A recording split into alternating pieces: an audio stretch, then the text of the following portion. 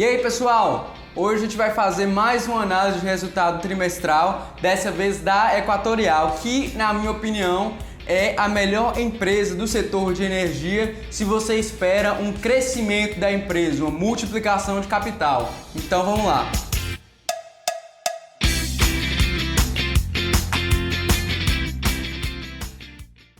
Então, antes de mais nada, não esquece, já deixa o seu like, se inscreve no canal. Lembrando, a gente está fazendo vídeo de análise de resultado trimestral das empresas. Vou deixar um card aqui em cima com os vídeos que a gente já lançou. Então, sem mais enrolação, vamos falar de Equatorial. Primeiro eu vou comentar os resultados apresentados pela Equatorial nesse trimestre. Em seguida eu vou falar se a empresa tende a crescer, se ainda vale a pena investir nessa empresa, na Equatorial, e dar uma pincelada também no setor que ela está inserida, no caso, o setor de energia. Então vamos lá. Vamos começar falando então dos destaques apresentados pela Equatorial. Lembrando que todas as informações aqui mostradas foram tiradas do site de relação com o investidor da empresa, tá? Bom, então eles destacam aqui o EBITDA consolidado, que alcançou 1.174 bilhões no trimestre, que representa um aumento de 13,7%. A Equatorial encerrou o trimestre com 7 bilhões de caixa consolidado e uma dívida líquida por EBITDA de 2,1. Lembrando que em seguida a gente vai entrar mais a fundo em cada um desses tópicos, tá? O volume total de energia distribuída atingiu quase 6 gigawatts-hora, que representa um crescimento de 4,3%. As perdas totais de energia apresentaram um resultado positivo. Em Alagoas e no Piauí houve uma melhora nos indicadores de desempenho ali para empresas do setor de energia elétrica. Também é destacado aqui que os investimentos consolidados da Equatorial totalizaram 576 milhões de reais, o que representa uma queda de 61,4% em relação aos investimentos do terceiro trimestre de 2019. Isso porque muitos dos empreendimentos da Equatorial já estão chegando ali em suas fases finais.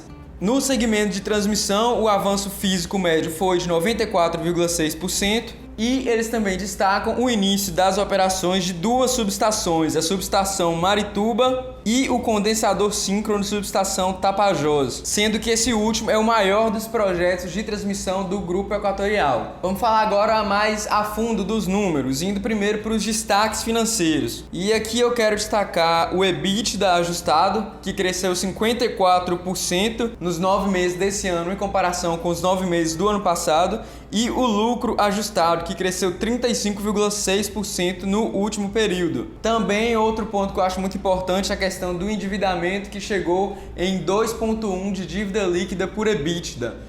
A Equatorial é uma empresa que tinha um endividamento ainda controlado, mas quase no limite. Ele estava com um endividamento de 3,5, 3,6 mais ou menos. Isso porque é uma empresa que investe muito em expansão e para isso ela contrai um pouco mais de dívida líquida. É algo comum para empresas do setor de energia, mas a Equatorial está bem enquadrada, está com a dívida bem controlada. Destaque também para o crescimento absurdo no EBITDA da Equatorial de Alagoas. Houve uma variação de 1.828% nos 9 meses do ano passado em comparação com os 9 meses desse ano. E a gente vai entender por que isso aconteceu. E para isso, primeiro eu quero mostrar a composição acionária da Equatorial. Lembrando, a Equatorial é uma holding, ela tem várias empresas ali dentro delas. São elas a Geramar, S5 Soluções, Sol Energias, Intesa, Equatorial Transmissão, Equatorial Piauí, Equatorial Alagoas e na parte de distribuição Equatorial Maranhão e Equatorial Pará. O que eu acho mais interessante na Equatorial, no case dessa empresa, é a estratégia dela.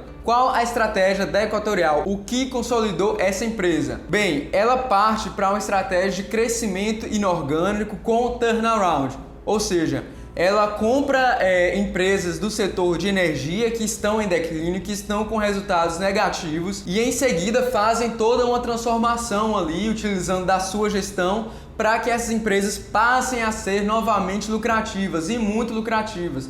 Isso aconteceu primeiramente com a Equatorial do Maranhão e depois com a Equatorial do Pará, que já apresentam resultados incríveis. Então, dessa maneira, eles conseguem fazer aquisições a um custo relativamente baixo, porque são empresas que não estão lucrativas e com a sua gestão, com a sua capacidade ali, eles conseguem completar esse turnaround e assim eles alavancam seus resultados e crescem muito do seu patrimônio. Então, dando continuidade a essa estratégia, eles adquiriram também a Equatorial Piauí e a Equatorial Alagoas. E aquele aumento ali no EBITDA ajustado de Alagoas de 1.828% é um resultado, uma marca característica da Equatorial. Tem os dedos ali da gestão. Você vê que nos 9 primeiros meses de 2019 apresentou um EBITDA de 10 milhões para 197 bilhões no ano passado. A Equatorial faz um trabalho espetacular nesse sentido.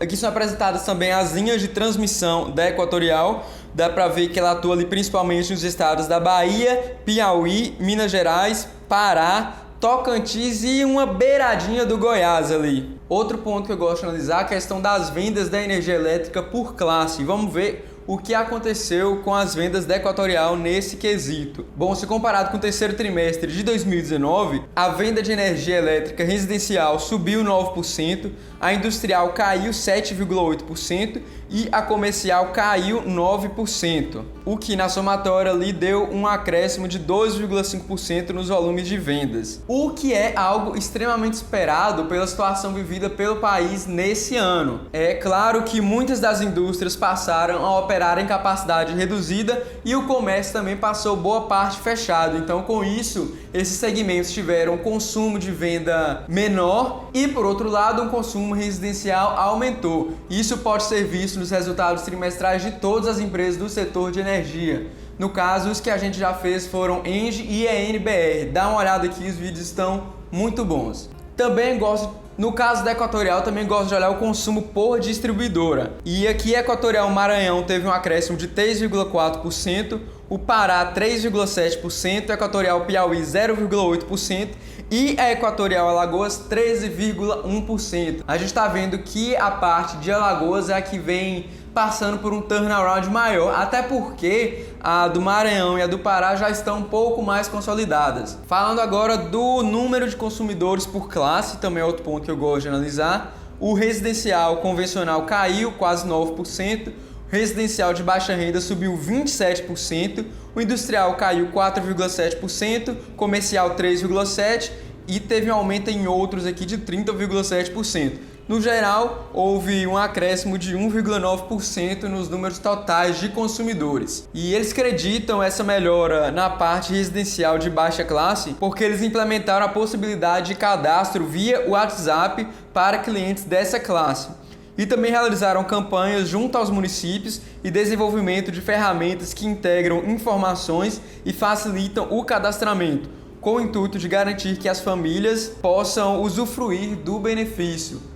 Então, mais um ponto positivo da Equatorial, eu já falei muito bem da gestão deles, eles sabem como vender o produto deles. E também essa questão de venda por WhatsApp, que já deveria ser uma realidade para todas as empresas. Eu queria destacar aqui também a questão da perda da energia, que é um aspecto que mede a eficiência das empresas na distribuição, na transmissão dessa energia. Quanto mais eles conseguirem evitar essas perdas, melhor vai ser o resultado operacional deles. E o destaque aqui fica principalmente para as empresas que foram adquiridas por último, no caso Piauí e Alagoas, que estão passando, vou falar mais uma vez, pelo processo de turnaround.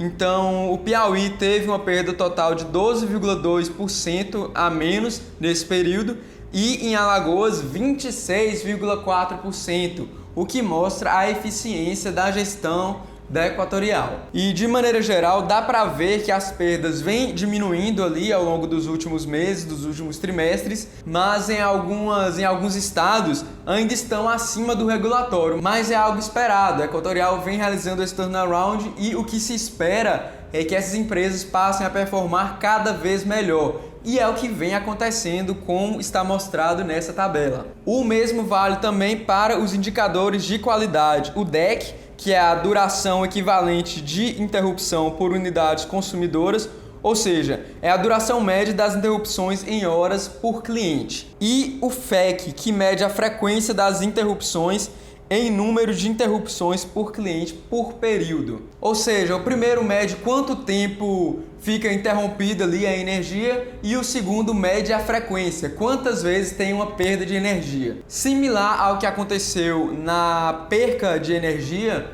que foi apresentada na tabela passada. Aqui também vem sendo mostrada uma melhora nos resultados, embora a Equatorial do Piauí ainda tenham números acima do regulatório, mas é algo que deve ser resolvido aí nos próximos meses, nos próximos anos talvez. Então, indo agora para os resultados econômicos financeiros, para o desempenho econômico financeiro, vamos entender um pouco mais a fundo como se deu essa melhora no lucro e no EBITDA. Então, a primeira coisa que se estranha é que a receita operacional caiu 14,3%, em consequência a receita operacional líquida caiu 13%. Então, como que o EBITDA subiu 16%?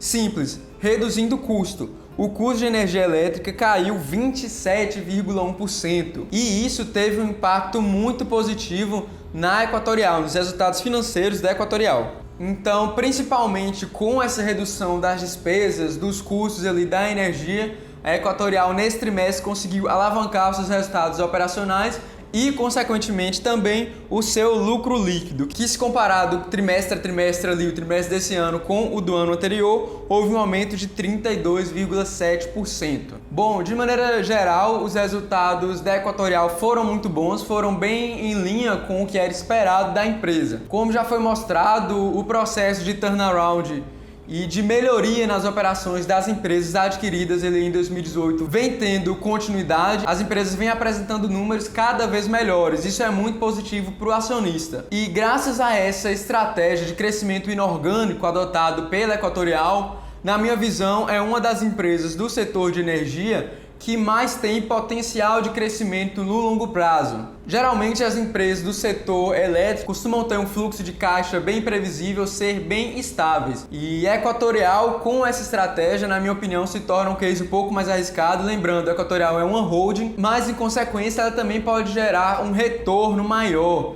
E então, principalmente com a capacidade de gestão da empresa, volto a tocar nesse ponto que ela já comprovou várias vezes, concluindo o processo de turnaround em outras empresas. Ela pode continuar fazendo isso por muito tempo e agregando muito valor ao acionista. Outro ponto que eu achei muito interessante também foi a redução do endividamento. Eu gosto muito de olhar para o endividamento, não gosto de investir em empresas que tenham esse quesito fora do controle. A Equatorial, nos meus critérios, estava ali no limite, mas com a finalização das obras que estavam em andamento, com a conclusão dos pagamentos de algumas dessas empresas, essa dívida líquida já caiu muito, já está em uma dívida líquida por EBITDA de 2, o que é extremamente saudável para uma empresa como a Equatorial. Falando do setor, como eu sempre falo, acredito ser um setor sensacional, a parte de energia, principalmente por causa do crescimento da demanda elétrica. A demanda elétrica no Brasil e no mundo inteiro só tende a aumentar, principalmente com o surgimento de novas tecnologias que vão demandar recursos energéticos cada vez mais. Empresas como Engie, Equatorial, Energias do Brasil, que são empresas sólidas e que todas essas eu tenho em carteira, tendem a ser muito beneficiadas no longo prazo. Então hoje a Equatorial representa 5,27% da minha carteira total, empresa que eu acho sensacional, invisto e pretendo continuar investindo por muitos anos. Lembrando sempre, é claro, que isso não é uma recomendação de compra. Eu estou apresentando os fatos mostrados pela Equatorial. Essa análise tem sim um pouco de subjetividade, então utilize esses dados e tire suas próprias conclusões sobre colocar seu dinheiro ou não nessa empresa. Então, pelo vídeo de hoje é isso. Se gostou, não esquece, se inscreve no canal, deixe seu like, deixe nos comentários se investe em Equatorial, o que você acha dessa empresa. Segue a gente no Instagram também, que a gente está sempre postando conteúdo de qualidade lá, e te vejo no próximo vídeo. Valeu!